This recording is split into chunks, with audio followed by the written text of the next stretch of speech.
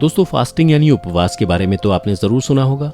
ये सेंचुरीज से चलती आ रही एक प्रथा है जिसकी अहमियत के बारे में लोगों के पास ना ही जानकारी है, ना ही लोगों में जागरूकता है, इसलिए लोग इसे फॉलो नहीं कर पाते। पर आज का माहौल कुछ ऐसा है कि हेल्थ एक्सपर्ट से लेकर फिटनेस गुरुज सभी फास्टिंग को अपनी दिनचर्या में शामिल करने की बात कर रहे हैं।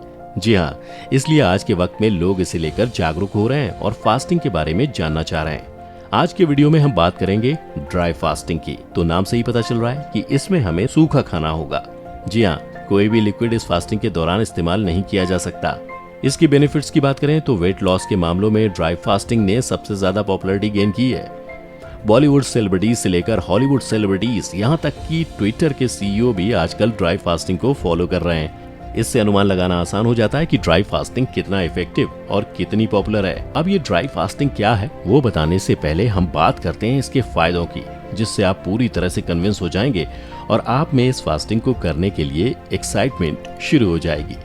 सबसे बड़े बेनिफिट की बात करें तो वो है हार्मोन सिक्रेशन। ड्राई फास्टिंग करके आप अपने शरीर में फैट बर्निंग हार्मोन की लेवल को बढ़ा सकते हैं, साथ ही इससे ग्रोथ हार्मोन्स भी बढ़ते हैं। अब इसका फायदा ये होता है कि आपके शरीर में मेटाबॉलिक रेट कम हो जाती है, आपका स्ट्रेस भी मैनेज होता है और आप पतले होते जाते हो। इसके अलावा कोई भी फास्टिंग हमें हमारे डाइजेस्टिव सिस्टम के लिए ब्रेक होता है। जैसे हम रेस्ट लेते हैं उसी तरह हमारे बॉडी फंक्शंस को भी रेस्ट की जरूरत होती है।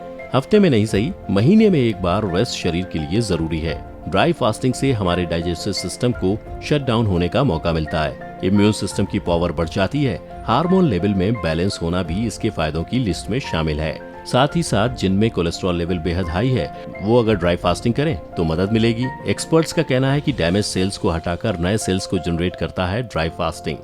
बॉडी को डिटॉक्सिफाई करता है, जिससे इन्फ्लेमेशन, स्किन केयर में मदद मिलती है और आप एंटी एजिंग प्रोसेस को नेचुरली जनरेट कर पाते हो।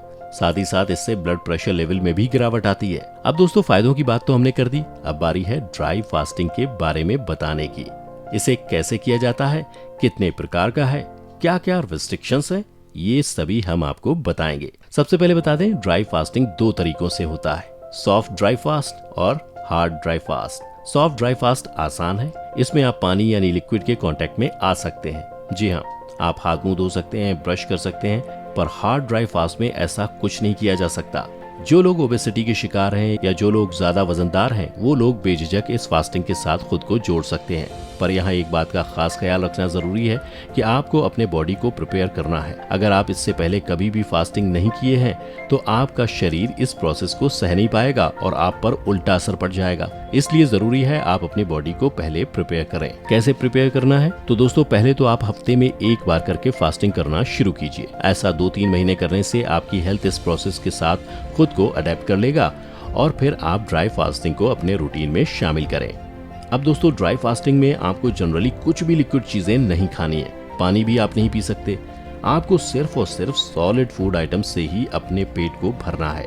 पर जो भी खाएं आपको पोर्शन कंट्रोल करके खाना है, घर का खाना है और कम तेल मसाले युक्त खानों को खाना है।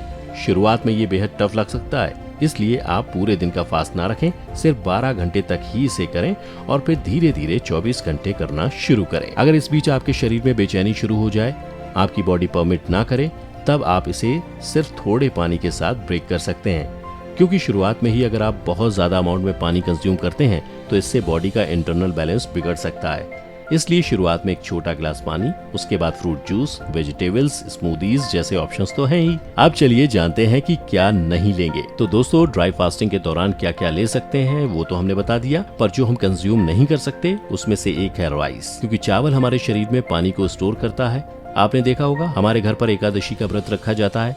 इंडियन कल्चर के साथ साथ आयुर्वेदा में भी इस व्रत को सपोर्ट किया जाता है। अगर आप ध्यान से देखेंगे तो एकादशी और ड्राई फास्टिंग दोनों लगभग एक ही है। एकादशी के व्रत में आप निर्जला रहते हैं, यानी पानी नहीं पीते और अन्न का दाना भी मुंह में नहीं देते, जिसका मतलब यही है कि आप किसी भी हाल में लिक्विड इंटेक आपको नहीं करना है। और सभी एक्सपर्ट्स की माने, अगर आप कोई और फास्ट रखें या ना रखें, पर एकादशी का निर्जला व्रत जरूर रखें। इससे आपको सभी फायदे मिल जाएंगे। उम्मीद है दोस्तों आपको समझ आ गया होगा कि निर्जला व्रत और ड्राई फास्टिंग दोनों एक ही है और इसके कितने फायदे हैं। तो हमें यकीन है कि आप इसे अपने जीवन में जरूर उतारेंगे और वीडियो को लाइक और शेयर करना नहीं भूलेंगे। Thank you very much.